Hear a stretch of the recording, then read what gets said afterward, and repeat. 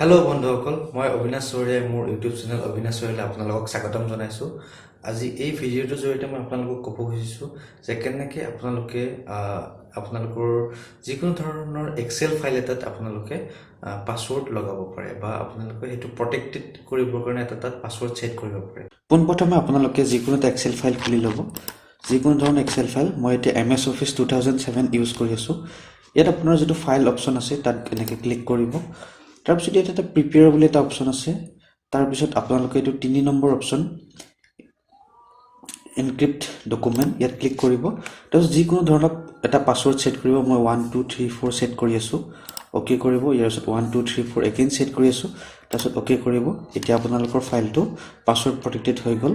এতিয়া মই ক্ল'জ কৰি দিছোঁ। এনেকৈ এইটো ছেভ কৰি দিব। মই এতিয়া এই ফাইলটো আপোনালোকক দেখুৱাই আছোঁ যে এই ফাইলটো যেতিয়া আপোনালোকে নেক্সট টাইম খুলিব তেতিয়া আপোনালোকক ইয়াত এটা পাছৱৰ্ডৰ দৰকাৰ হ'ব। এতিয়া মই ইয়াত পাছৱৰ্ডটো টাইপ কৰিছোঁ 1 2 3 4। এতিয়া এইটো অ'কে কৰাৰ লগে লগে এইটো খুলি গৈছে।